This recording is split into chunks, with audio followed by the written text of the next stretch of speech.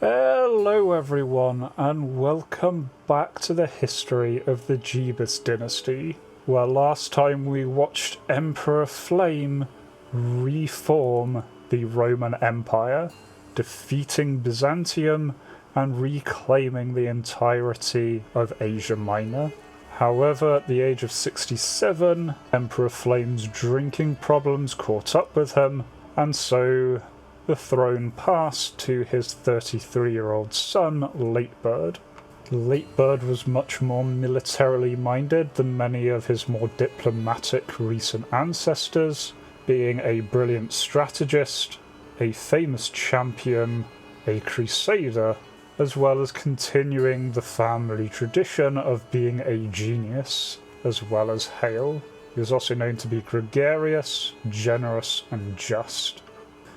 He also already had recently fathered a son named after his grandfather, Flame, and this son was handsome, a genius, and robust. Now, Emperor LateBird took control of the Roman Empire during a massive upswing following his father's campaigns, but he would want to push the empire's boundaries further, notably to conquer Navarra in a war that had been started by his father, as well as reclaiming any other fallen Roman provinces, and so his eyes turned also towards the British Isles. It is with the war with Navarra that we'll start today's story. Emperor LateBird himself led half of his army at the Battle of Villarreal, where 10,000 of the Navarrian troops were slaughtered. With the Navarrian king's son captured and his own castle at Navarra fallen, he was quickly forced to capitulate, handing over the Duchy of Ostreiz to the Duke of Aragon. Next, LateBird's attention shifted north. The Count of Magdeburg had a claim on the entirety of the Kingdom of Pomerania, which would push the Roman lands north to the Baltic, as well as give him a foothold in the northern part of the British Isles. So war was declared 9th of September 1350. Once again leading his troops in person, LateBird won a series of victories at Lubitz, completely destroying the Pomeranian army. And with the Pomeranian capital captured, Pomerania was now given to the Roman Empire, expanding the empire beyond its original borders. Next, LateBird would focus on the British Isles, turning first on Cornwall, declaring war for the Republic of Huys, the old imperial province. Even with only deploying his own personal guard, the opening battle at Surrey was a grand victory, 30,000 Cornwall troops being massacred, for the loss of only 300. And with his expansion of the Roman Empire, Emperor LateBird could further push forward his ancestors' dream of ruling a multicultural empire. Now wanting to work side by side, they would begin celebrating other cultures. And while away on campaign, Emperor LateBird heard the wonderful news that his wife had given birth to twins, girl Wildcard and a son, Judas. Both had inherited great traits from their parents and would be known as being handsome, a genius, and robust. And it was for leading his troops on the front line that Emperor LateBird became known as Gallant. And then during a battle at Ramsbury, LateBird's men captured King John of Cornwall, bringing the war to an end. New lands would be handed over to LateBird's brother-in-law, Floybert, who had been matrilineally married to LateBird's sister Pebble, and had many children ready to inherit. Next, LateBird turned his attention to the King of England, specifically trying to re-establish the Imperial Duchy of Essex. Catching the enemy army disorganised north of London, there was a slaughter at Middlesex, first 3,000 men being destroyed, and then 30,000 reinforcements, all for the loss of less than 500. Emperor LateBird's personal guard were cutting their way through the British Isles. With the fall of London and the capture of the English king's heir, the war was brought to a close just 4 months in. The next target would be the Duchy of Jebus, which would be taken from King Peer of Wales. While fighting in Wales, Emperor LateBird received news that the Pope had granted himself a claim on the Kingdom of Italy. This could not sour LateBird's mood, as the next day he won a decisive battle, seizing the Welsh war banner and killing 6,000 men, crippling the Welsh army. Second battle at Talgath destroyed the remaining 18,000 troops of the Welsh king. And days later, on the 18th of April, the Iron Arms Company, a mercenary band raised by the Welsh king, was almost immediately put down by the imperial forces. Having captured King Peer's wife in the siege of his capital, LateBird could declare victory and claim the south of Wales for the Roman Empire. South of Wales was handed to another of LateBird's brothers-in-law. Next, with his truce with Navarra having expired, LateBird would return south, pushing Count Milo's claims for the Duchy of Gallica and Gascon. However, this war was quickly invalidated with the passing of the Count. Instead, LateBird shifted the war, the imperial reconquest of Navarra. The Navarran army was defeated at a series of battles at Zarzoga, once again the elite imperial troops barely taking any casualties. And at last, after many attempts, a truly illustrious set of armour was crafted for the new Roman Emperor. Balderic von Flankstein managed to construct the Jebus plate armour, even better than the Tyrrhenian mail. This would go along with the Norman mace, the Reichskron, and Emperor Candy's regalia as the key items to depict the royal line. Shortly afterwards, the King of Navarre was forced to cede control over Navarre itself. New territory was handed over to LateBird's nephew, Heraclius.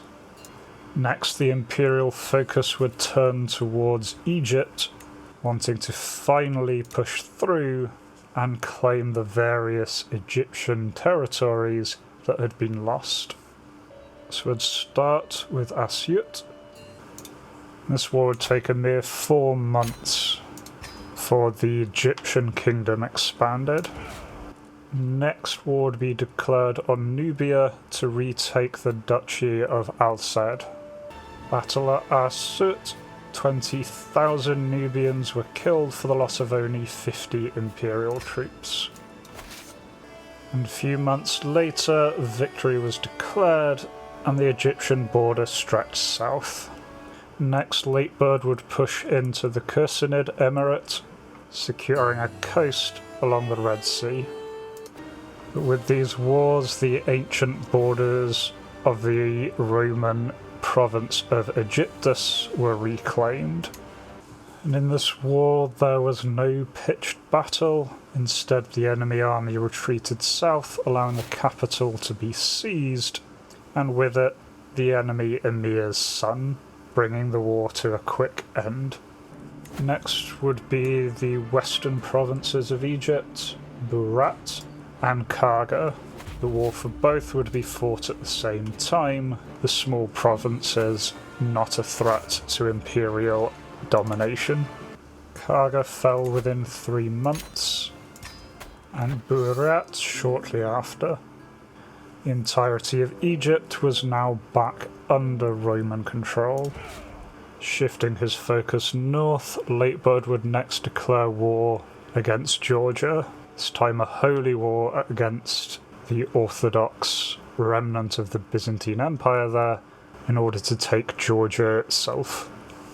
During this war, LateBird was betrayed by one of his own vassals, Despacita Antipatra, who joined her Orthodox allies. However, she was embarrassingly defeated at the Battle of Trebizond, in which she lost 20,000 troops, only killing 500 Imperials. Another battle at Corella led to another 13,000 Orthodox being slaughtered, and Sonora, another 5,000 were massacred. And with that, the war was brought to an end. The new land would be handed over to Guy Jebus, a distant relation of the emperor. Next, LateBird would turn on the Verdi Emirate to restore the imperial province of Verdi.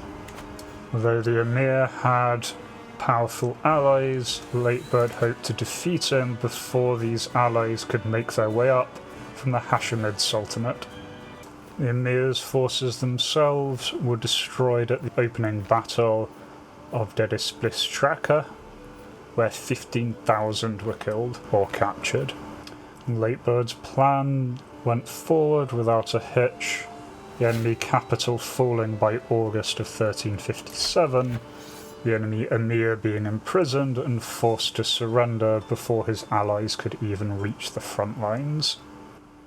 With LateBird's truces on the British Isles expiring, he turned his attention west once again, declaring war to reclaim the imperial province of Wessex. LateBird led his forces against the Cornish army at the Battle of Gloucestershire and killed or captured all 23,000, completely destroying the Cornish army. The war would not last much longer, and within 5 months the Cornish king was forced to cede Wessex to the Roman Empire. Next he would turn his attention to Mercia to take the lands from the English Queen Isabel. The English army was destroyed on the 20th of March at Northamptonshire, all 17,000, including their raised mercenary brigades, being killed or captured. Grim news then reached LateBird. His sister and best friend, Princess Pebble, died under mysterious circumstances, likely a victim of the new court politics over in her husband's realm in England. After 2 more battles against mercenary forces, finally the English capital at Hereford fell. The capture of the English Queen's son, she was forced to cede control of Mercia. And with that, LateBird was able to usurp the Kingdom of England, breaking it open into smaller states. The new despotate of England would be granted to his firstborn son Flame, who had been passed on as heir for his younger brother Judas. Same time, the Kingdom of Cornwall was usurped by the Roman Emperor and passed on to his distant relation, Earl Jamil of Hampshire. With the English crown now falling to the Roman Empire, the petty King of Kent swore vassalage. This was shortly followed by the petty kings of East Anglia, Deira, and Lancaster. Then months later, Northumbria also bent the knee to the rapidly expanding Roman Empire. With the English crown all but destroyed and replaced with his own son, LateBird then turned back to Wales, declaring war for the Principality of Gwynedd. Despite the Welsh kings spending vast sums on mercenaries, the Battle of Cheshire, his army was all but destroyed. With his castles falling in the north, the Welsh kings surrendered. in 1358. Most of Wales under imperial control, LateBird seized the crown of Wales and granted that as well to despot Jamil of Cornwall. Welsh Lord Prince Taifod of Thurlix soon bent the knee thereafter. The British Isles in a much stronger state, LateBird turned his attention back to Narava, who planned to cut the kingdom in two by sieging Gascony. After an incident where young Prince Jebus took his father's robes and placed them on himself, the young heir to the empire got the nickname the Prince of Fashion. And after destroying the Naravian forces at Armagnac and their allied Irish forces at Castellarian, it was only a matter of besieging castles in order to secure this next victory. While the wars were ongoing, the local peasantry became irritated at the taxes for paying for foreign wars, and so rose up in revolt. This did not concern LateBird greatly, as all of his vassal levies were still available, him having only taken his men-at-arms to war. While the rebellion was ongoing, the Queen of Navarre surrendered her holdings in Gascony. Shortly after, the peasant rebellion was put down. With Navarre cowed once more, Emperor LateBird turned south, wanting to restore the imperial lands of Mizab. The war did not last long, and within 7 months the new imperial province was fully taken. At this point, all old Roman lands in Africa had been re-established. Next, LateBird would turn to the Sultanate of Majid, declaring war to secure the old imperial lands in Palmyra, which were de jure part of the Despotate of Syria. Massive battle was fought at Siracusa between the joint Roman armies and the Knights Hospitaller against the Sultan's forces.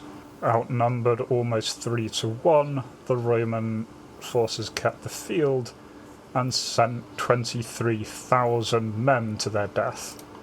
Then, attacking the enemy while they were divided at the Battle of Iraq, Jebus' forces destroyed the remainder of the Muslim army. And then, following a rapid series of sieges, the Sultan was forced to surrender. Next would be the imperial reconquest of the small county of Divin, which had won independence from the rest of Armenia. The war would only last a few months, and the Roman Empire continued to expand. With the Roman Empire's growing influence in the British Isles, the Duke of the Western Isles peacefully joined. Next, LateBird moved west and focused on the Balkans, declaring war to restore the imperial province of Vidun. The Duke of Vidun was captured in a siege, and the war brought to a close after 4 months. With rumours of Roman power growing, the Prince of Connacht swore fealty on his own. Next would be a large war against the neighbouring Empire of Carpathia over a single county to restore the imperial province of Slavonia. Catching the Carpathian army disorganised, the 10,000 of LateBird's men managed to defeat 40,000 enemies, killing or capturing 15,000 for a loss of only 97. Another battle at Bodrog finished off the remaining 30,000 Carpathians. Without an army, the Carpathian Emperor surrendered, 40,000 lives lost over a single county, but this restored the province of Illyrium to the Roman Empire. In 1326, the last holdout Lord of Wales swore fealty, as did the Duchess of Ulster and the Duke of Munster. His borders now surrounded, the Duke of Leicester also swore fealty. Next, LateBird turned his attention to the northern part of the old Holy Roman Empire, where his vassal had de jure claims on the lands of Denmark and Sweden. Not wanting to go for half measures, instead he pushed claims of the despot of Burgundy's claims to the entirety of the Kingdom of Denmark. Now the glory of the Jebus dynasty was becoming so widely known that any marriages to them were becoming a desirable match. The war against Denmark started strongly with a slaughter at Neumünster, 22,000 men and the entirety of the Danish army being destroyed in a single battle. And with the fall of the south and the destruction of their army, the Danish king surrendered. Next, wanting to secure his northern border, Flame declared war on Sweden, pushing Earl Adam's claims on the kingdom. And for his lifelong work on the front lines, this point, Emperor LateBird became known as a great strategist. Catching the Swedish forces as they came ashore in Kolding, LateBird led his troops to a victory, slaughtering the entirety of the Swedish army. Shortly thereafter, the King of Sweden surrendered his crown. With a mind to strengthen his hold on the Baltic and secure the northern islands of the British Isles, war was then declared on the Kingdom of Norway, pushing out Clesemir's multiple claims for duchies. The Norwegian army didn't stand a chance, and within 7 months the war was over, much of Norway being handed over to the Roman Empire. Next, LateBird would return to Armenia, pushing back the imperial provinces of Greater Armenia. First battle at Dynasty was a slaughter, 15,000 Armenians being killed. And after capturing the Armenian king's brother at the Battle of Belgrade, the war was brought to an end in 6 months. At the age of 48 in 1364, LateBird once again returned to the British Isles, this time to seize the last of the lands held by the now Duke of Cornwall. So as the war ended swiftly, and now all of the previous Roman lands on the British Isles were taken. And so the province of Britannia re-entered the Roman Empire. Wanting to secure Ireland next, LateBird declared war on the Kingdom of Meath. Seeing the tides turn, the Duke of Lothian declared fealty, and the petty King of Meath surrendered shortly after. With the British Isles secured all but a small holding that belonged to the Queen of Navarre, and with the empire greatly expanded, that is where we leave our story for today. At the age of 49, LateBird had spent the first part of his life in a state of near constant fighting, but his work was not yet done. Navarre still held lands in the west, and Armenia and Najd still held old imperial lands in the east, and he was determined to see the Roman Empire made whole before his death. But for that part of the story, we will have to wait till next time. Thank you very much for watching, and I will see you next time. Farewell.